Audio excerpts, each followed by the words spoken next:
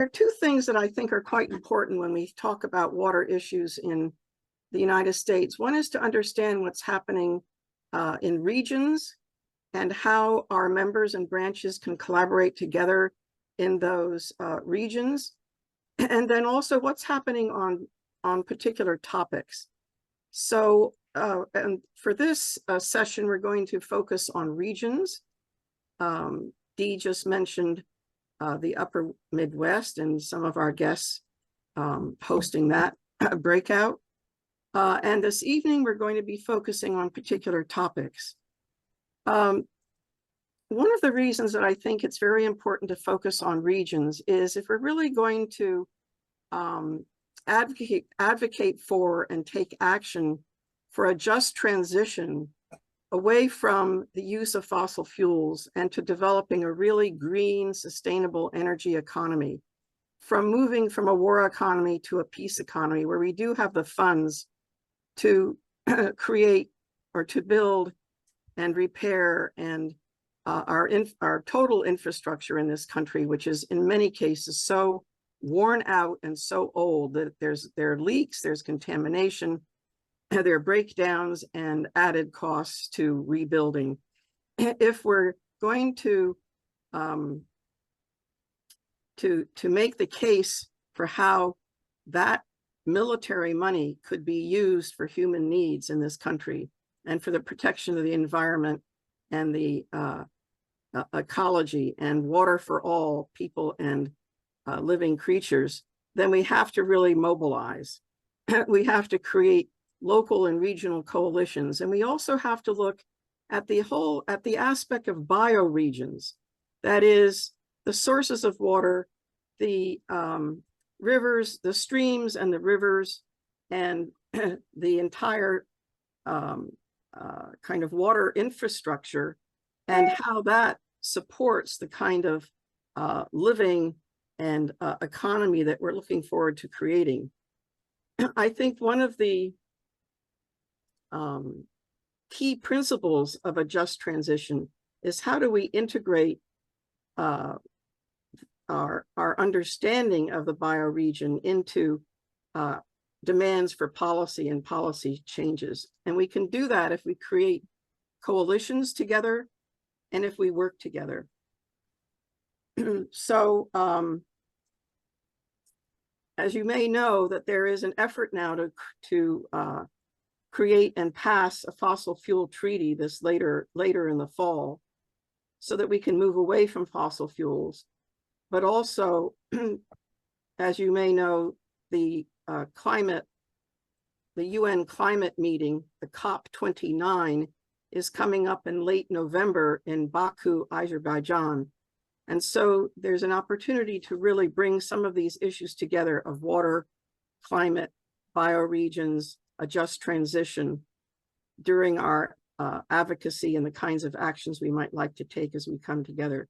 So if you would put up, Dasa, the breakout rooms.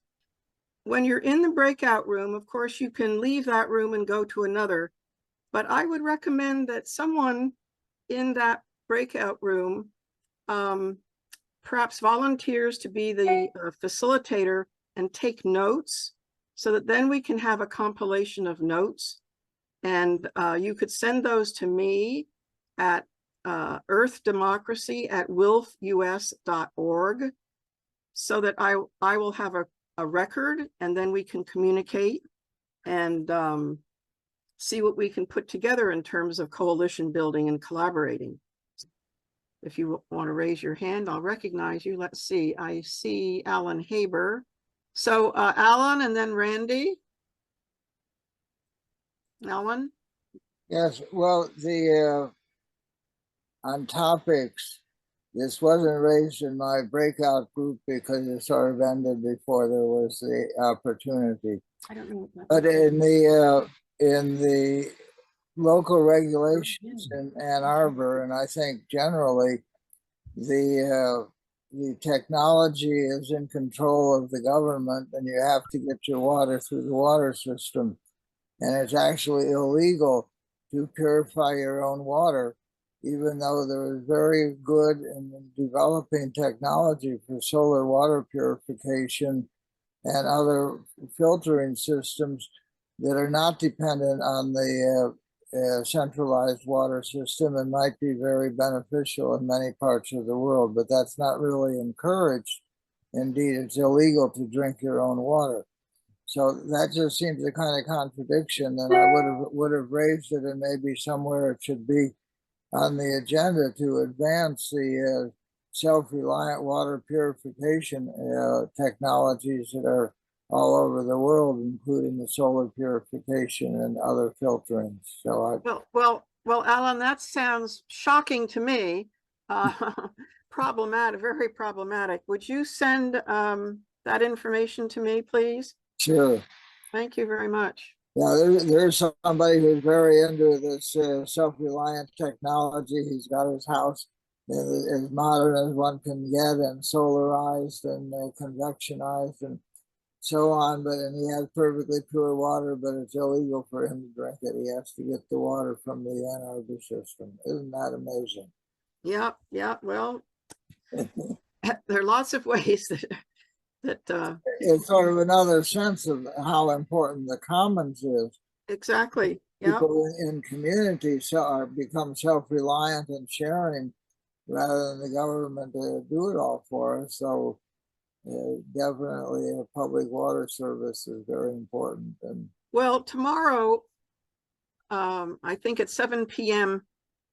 Eastern time, we're going to hear from Mary Grant of Food and Water Watch and Marcela Oliveira just about this problem of self-reliance, opposing privatization, and how to create blue communities, blue planet projects in your community.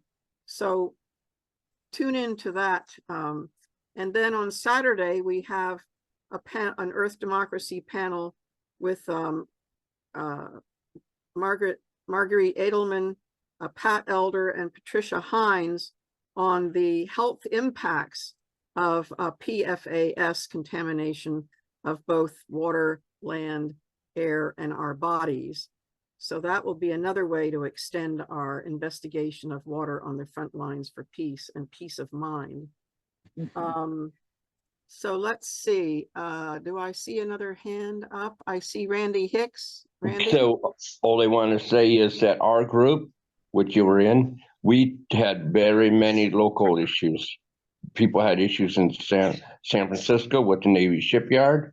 People had issues with desalinization in Santa Cruz.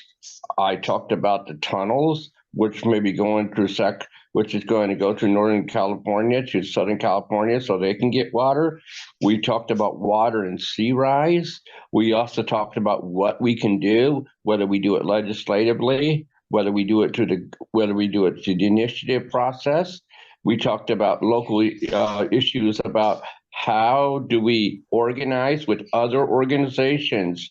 There are many organizations that are working on these same issues, and how we don't reinvent the wheel.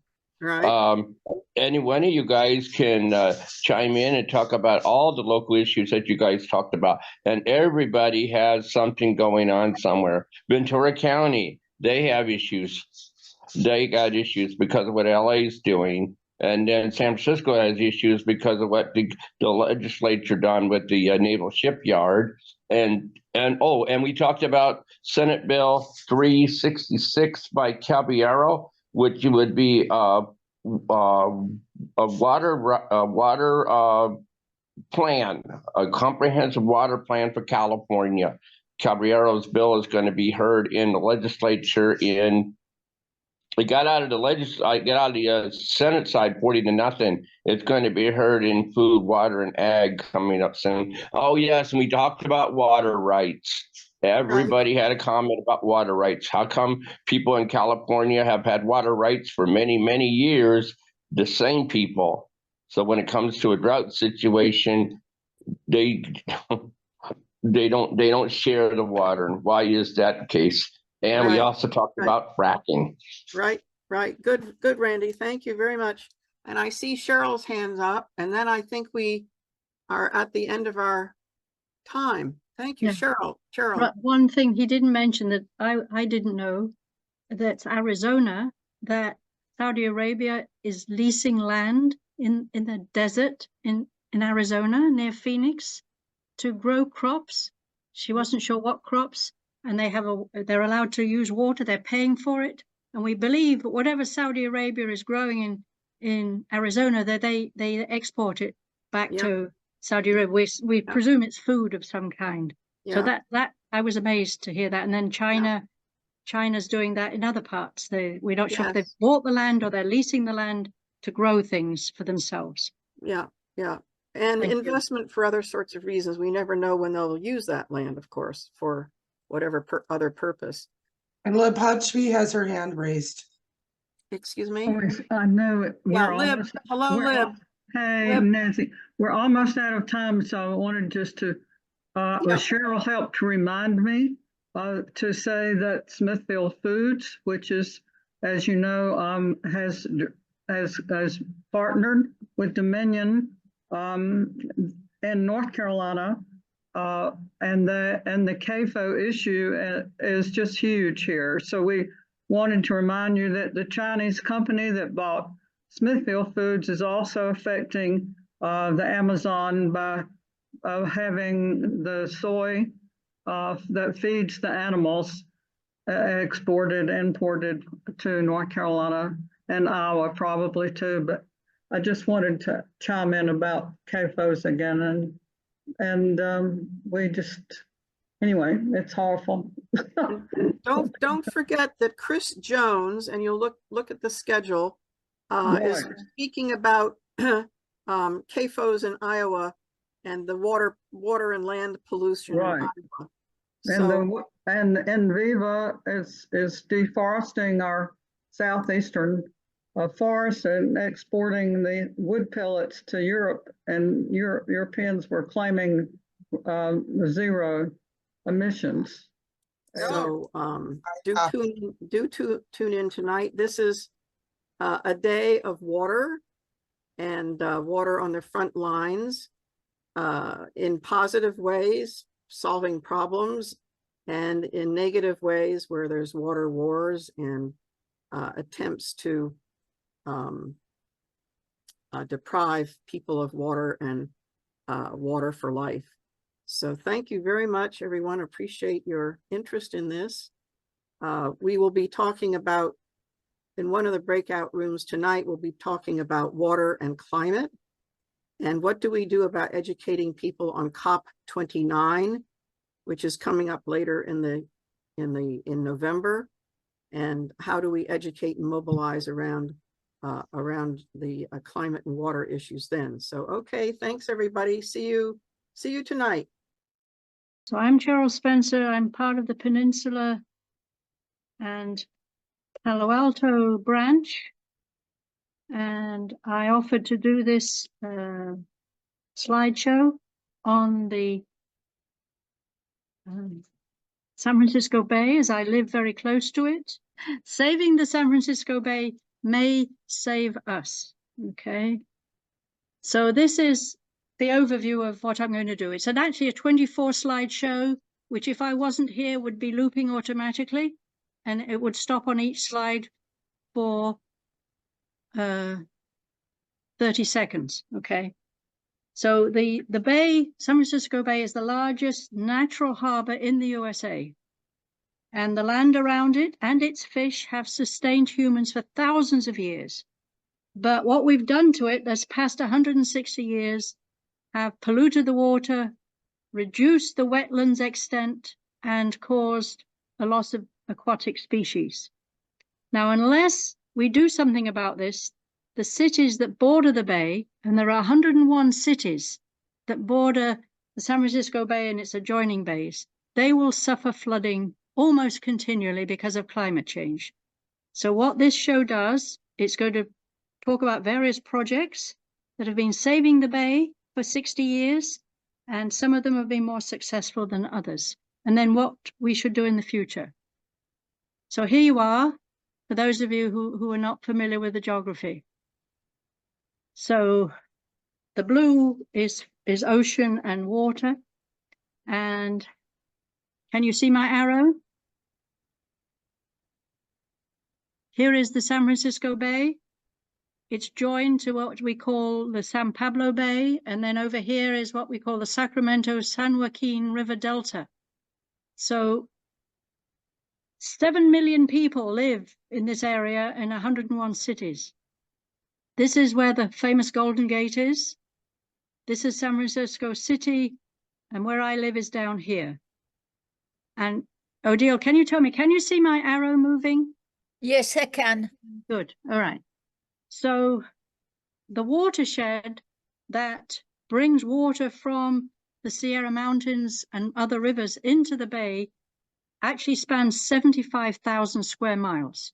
So imagine the rest, you can't see it on this map, but that's what's bringing water, fresh water into the bay.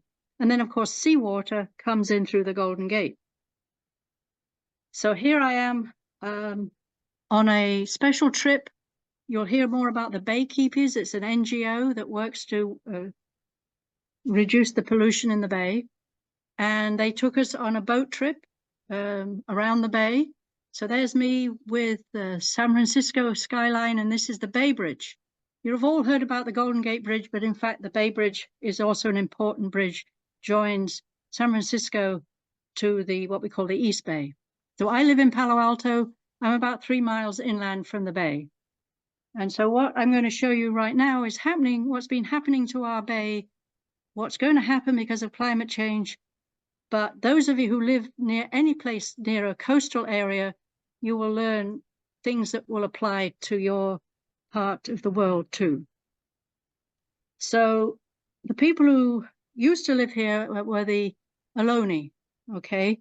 And we do have still Ohlone people living in the Bay Area. So what they used to do when they lived here, they would use canoes to fish and to get the clams from the shoreline. But then things started to happen, and sailing ships brought other people from the rest of the world into the bay, and then we used them as ferries. And I showed you the going through all the bays. You can get to Sacramento and Stockton. In the 19th century, there were steam-powered vessels, and the gold rush is what really brought a lot of people to California and to the Bay Area. So the 1850 gold rush actually started off a lot of the trouble that the bay has been having since. Now, what they think is the very first European to see the bay was called N. de Morena, and Sir Francis Drake left him in the bay, in what we now call Drake's Bay in Marin County. And then the poor man had to walk to Mexico. That was in 1579. Okay, I'm going to ignore these admit people because those are, somebody else should be doing that. Okay, so that's kind of a very brief history.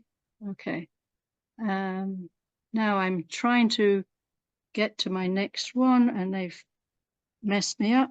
Here we are. So let's now look at what was happening in San Francisco Bay in the 1960s. Well, it was very different from what it is today, thank goodness. It was polluted daily with millions of gallons of poorly treated sewage. And along the shoreline, we had a hodgepodge of ugly industrial sites, garbage dumps, warehouses, and most of it was off limits to the public. And by then, a third of the bay had been filled in by the 1960s for housing projects, and these developers wanted to fill in the rest. So luckily for us, there were 3 ladies in the East Bay including places like Berkeley on the east coast of the bay. They realized the problem that the bay was having, and so they started the organization called Save the Bay in 1961, and it still exists, as you will see later in my slideshow.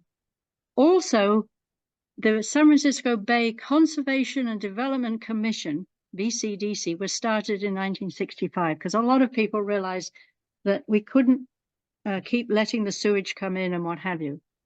So who owns the shorelines? Well, the bay has a 400-mile shoreline, okay?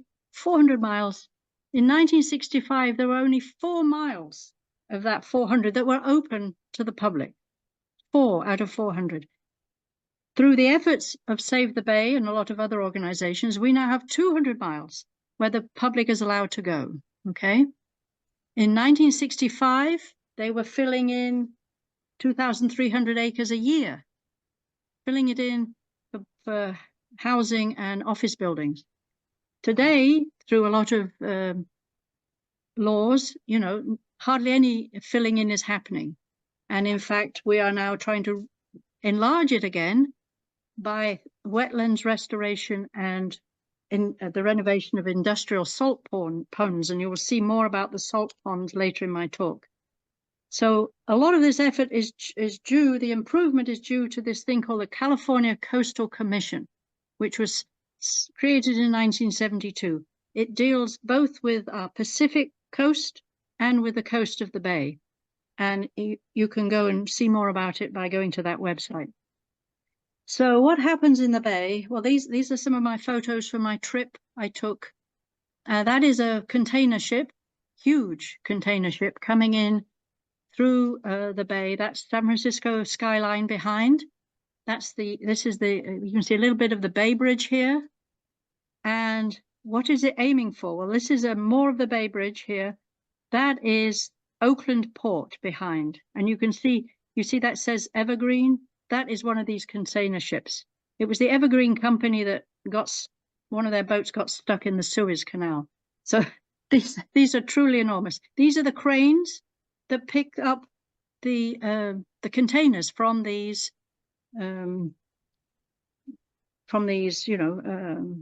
big ships. Okay, so I don't know how many. Let's say 20 or 30 of these ships are coming in and out of the bay every day.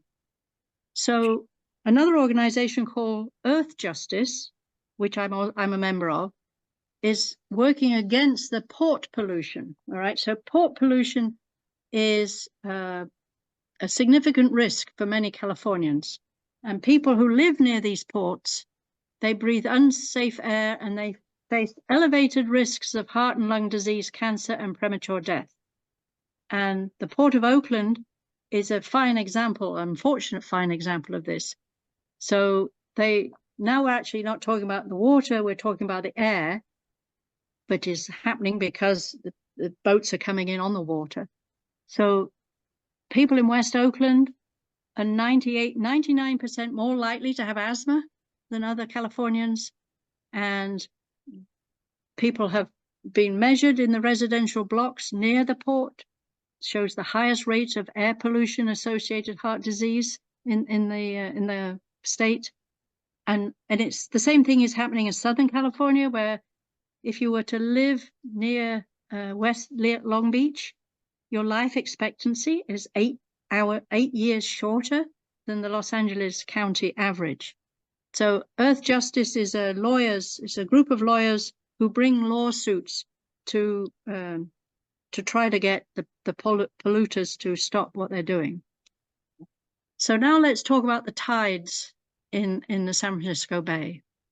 It goes up and down by about 5.8 feet relative to the sea level outside, okay?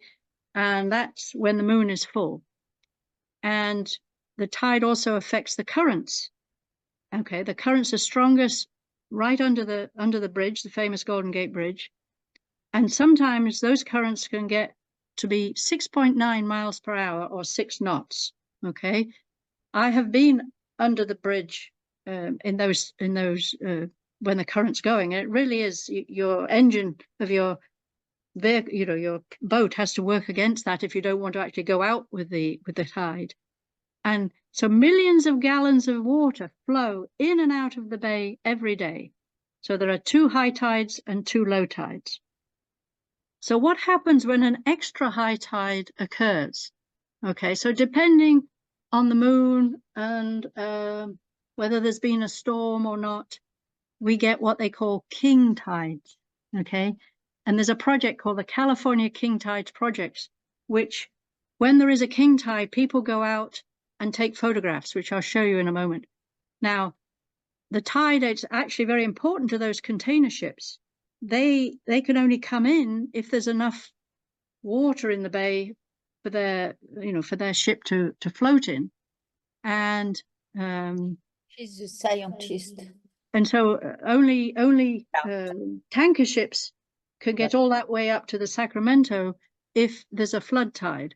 So as you know, the tides are caused by the Earth and the Moon revolving around a common center of gravity, and then also the Earth is turning, revolving around the Sun. So all of these movements of the Sun and the Moon and the Earth create these tides, which somebody made this nice poetic statement about them. A grand symphony that has been played out for billions of years, an orchestration of moon, sun, earth, and the ocean. So what happens when there's a king tide? Well, this is what happened in 2023. So along the bay near in where I live, we have some park. We call them the Baylands Park. And normally you could walk along here. But when there was a king tide, it covered up part of the walkway. And on the right-hand side, you will see lots of this area here, which is now covered with water in this photograph, would be marshland, and you could probably walk on it. Okay, so people are using this information of what happens during a king tide to predict what might happen with climate change when the sea level rises. So here we go. Climate-driven sea and groundwater rise. Okay, so some people say by 2100, the end of the century, the water level, the regular water level in the bay, well, it's going to rise by at least 3 feet. And I'm going to show you a map of what this would do to some of the cities around the bay, because some of them are sitting, actually Foster City is below the regular level. That's one of the areas they filled in 40 years ago.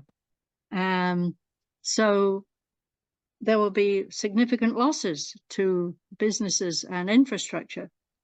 Now, the other thing that climate change is doing is the water is coming from the ground up.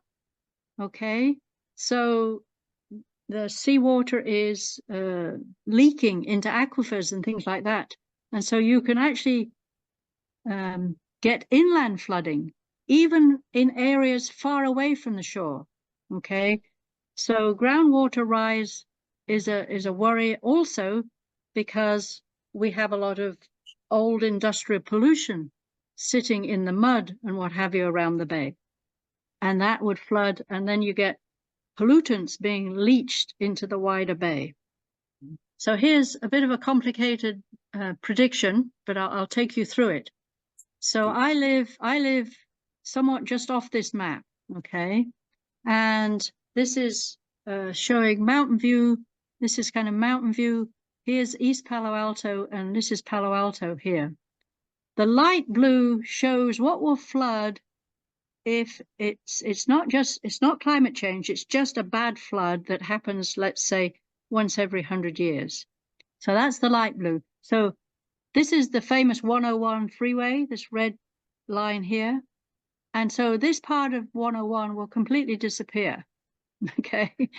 And this is a 56-inch sea level rise, which could happen by 2100. And the dark blue is you add the flood, the normal flood, to the effect of climate change. So this dark area here, landing strip here. Yeah. excuse me. Yeah, so this is the Moffett Field.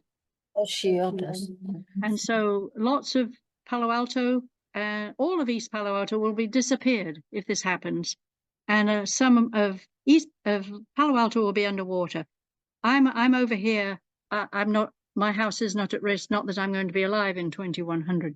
So people are they can run predictions. They've got fancy computer programs that tell them where the water's going to go, and then they can show you the freeways and what's going to disappear. So this is why climate change is our worst enemy in the Bay Area and anywhere that has towns that are close to the sea.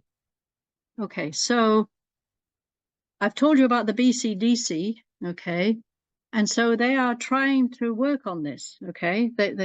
There's a lot of people in the government as well as the NGOs who are working on what to do about all this. So they have a Metropolitan Transportation Commission and then the Association of Bay Area Governments, and they released this framework, Sea Level Rise Adaptation Funding and Investment Framework. How much money is going to be needed to protect the shoreline even by 2050, okay? And they've got a lot of recommendations, and I just want to point out that they reckon it's going to cost $110 billion. $110 billion to protect the San Francisco Bay shoreline to these sea level rise hazards, okay? That is an enormous amount of money. I didn't see what kind of suggestions they're making. There are some people who want to build seawalls, but as you'll see in a moment, seawalls we don't think are a good idea. So that's why it's a big deal. But you know, we have an association of Bay Area governments working on it. So what could be done to reduce the flooding from the sea level rise? And again, this would work anywhere near the sea. So of course, one way is to minimize those greenhouse gases by using less fossil fuels, so the sea level rise is less than 56. All right, that's why trying to get all the countries in the world to stop using coal burning power stations is so important, because one way to deal with this is to make sure that it's not 56 inches. All right, but at the same time, these things called wetlands. Okay, so it used to be the bay was, the shorelines were all kind of muddy, marshy places. And a lot of those were filled in. But wetlands are actually a very good defense. What do the wetlands do? They soften the waves, they provide a buffer, they filter pollutants, and they stabilize shorelines. But actually, a wetland has to have the tide going up and down, okay? So if there's a rising sea submerges them continuously, then they don't survive, okay? So to get the bay wetlands working, we have to make sure no more wetlands are destroyed by short-sighted shoreline development. And then the bottom of the bay is sand, okay? So what they do is they dredge and mine the sand from the Bay Area's floor, and then they take it places and sell it, okay? So we got to stop people doing that. They also dredge so those big container ships can go through the bay, because it's not that deep a bay. So they do. So there's, you know, two things going on: dredging for sand mining to take away the sand and sell it to somebody. So we've got to make sure that the sand remains in the system. Then it naturally washes up on these wetlands and helps to rise their level and make them taller, so that they will help protect the cities that are sitting behind them. And this website here would tell you more details. So industrial pollution, let's now talk about some other problems. So there are industrial facilities still all around the bay, and they allow toxic pollution to run off. Okay, so there are 1,600 facilities: scrapyard, metal yards, boat yards, trucking terminals, landfills, semiconductor manufacturers, and they discharge their toxic runoff into the bay, into the rivers and creeks, and they all flow. So we have, in our area, we have the drains that are going to go to the bay have little notes on them. You know, don't put anything down. Don't put your old oil from your car down here, because it'll end up in the bay. So we've been taught over the years, you know, not to put things in the storm drains. But they, you know, it's not just harming us, but it harms wildlife. And so we have to make sure that toxic materials don't get into the bay. And I'm going to tell you more about the government organizations who've been working to save the bay. So here are 4 that I particularly know about. And Earth Justice, I mentioned them earlier. They bring lawsuits. The Baykeepers are the one that took me on a tour. Here we are on a boat, and this lady is a staff person telling us about their project. So this is one end of the Golden Gate Bridge here. The Sierra Club has local chapters.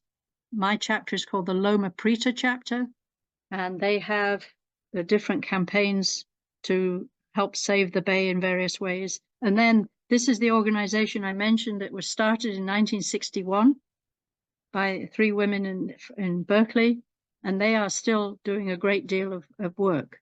So let's look at some of the things they're doing.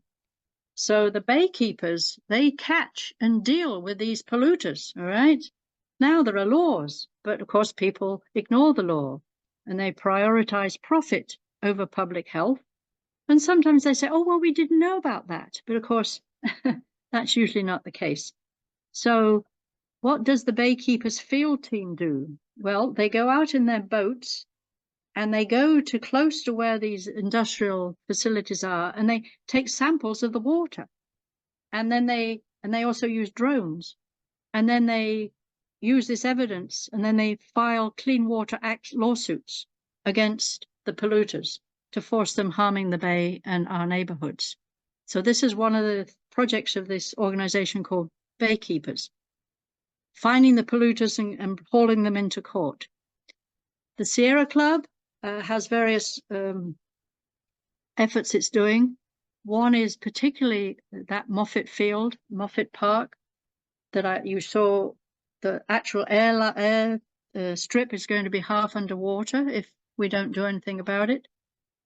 Sierra Club also worries about the native fish. So we have many native fish in the bay, and 6 of them are already listed as endangered.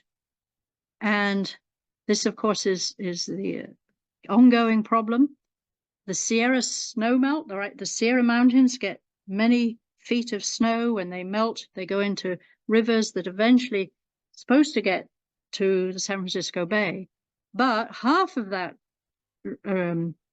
what we call the Central Valley River, are diverted for use by farms and the cities, the people who live.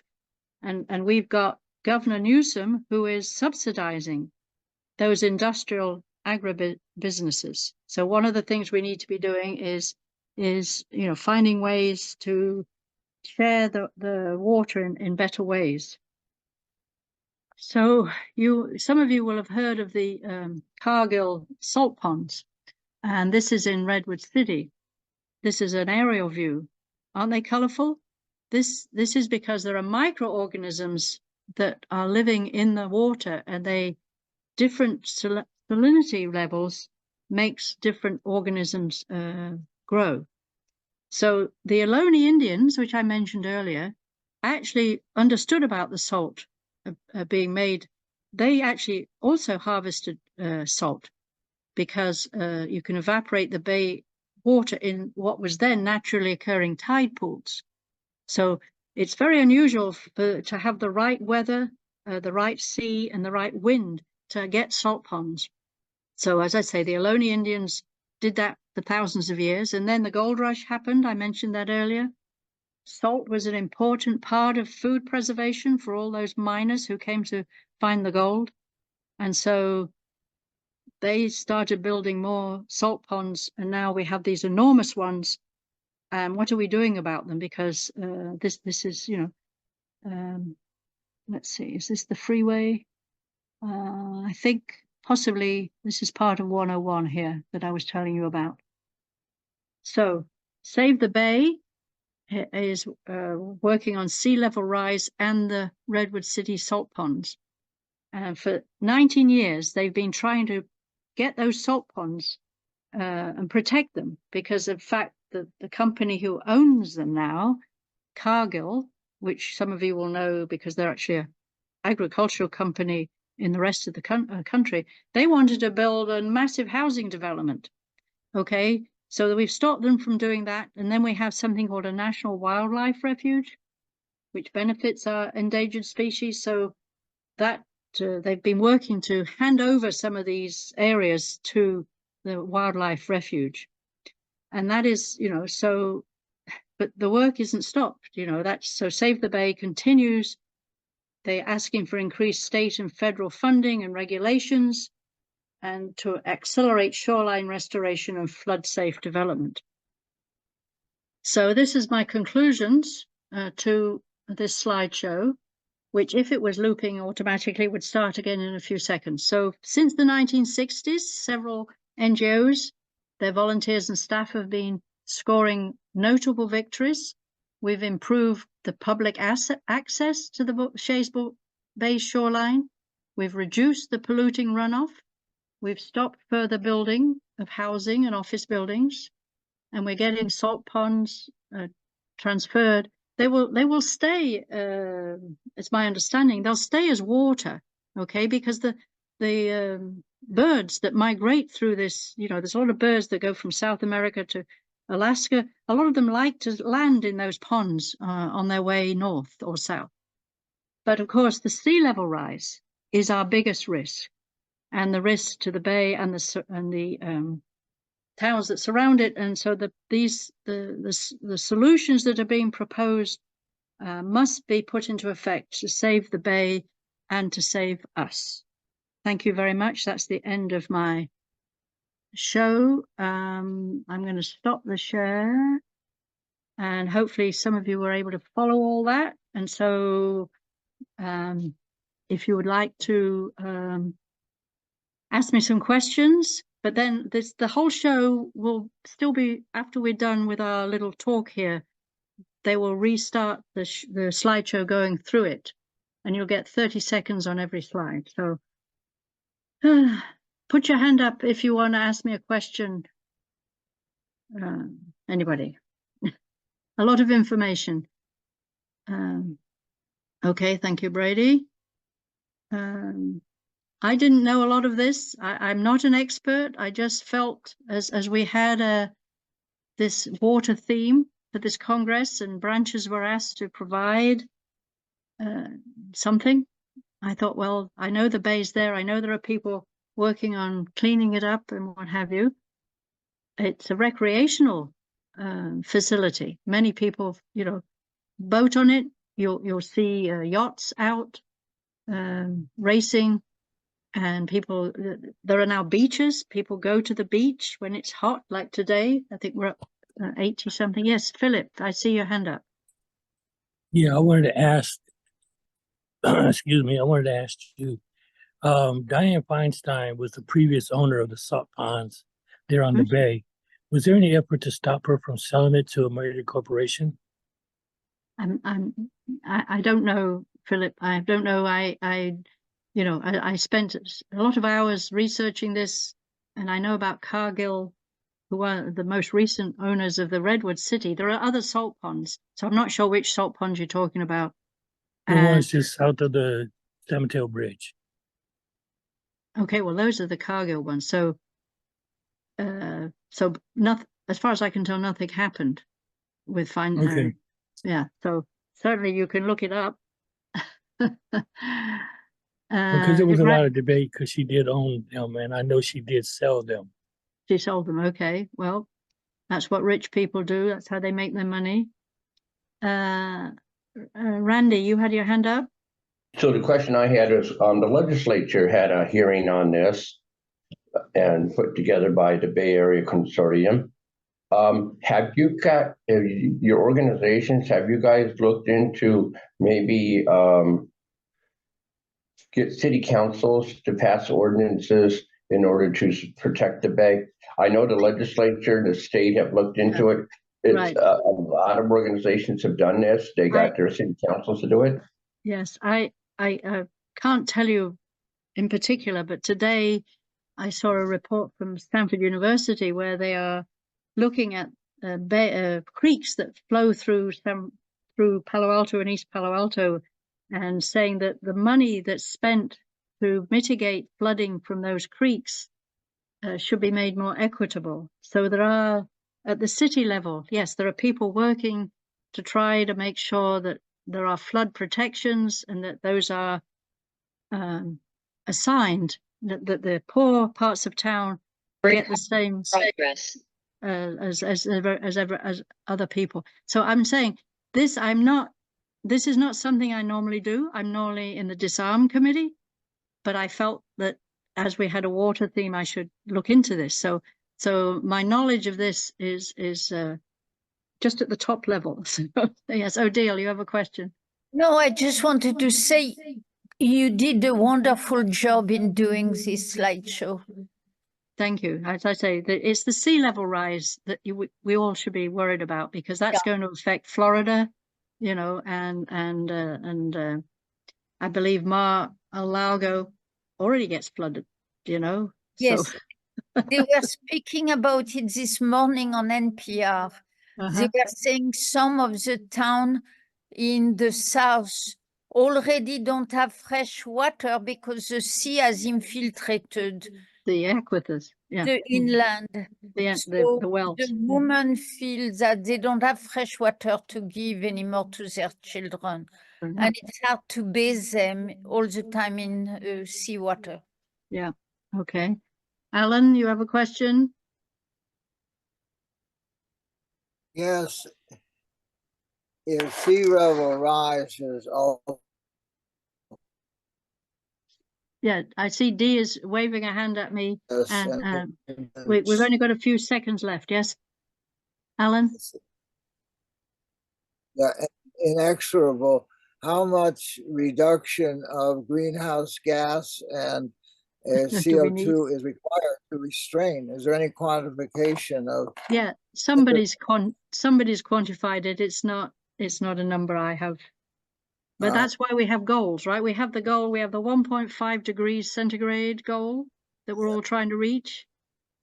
So because the sea level rise is related to the Antarctic, where I went last year to stop the glaciers melting so much, because the sea level's going up because the glaciers are releasing their water into the oceans. So we have 60 seconds until we're going to be asked to exit. So those of you who came in late, at some point later tonight, whenever there's an early bird or a late bird session, I believe my breakout room will have the slideshow showing without me speaking. It'll just have to read it, and every slide will show for 30 seconds. So thank you very much, everybody, for coming. And I'm looking forward. We have a disarm one on workshop on Saturday. So I hope you will go to that, everybody. Yes. Okay, and a house fell into the sea today because on the Outer Banks. As Libby has said, if everybody wants to save the chat, I'm going to save the chat. So thank you, everybody.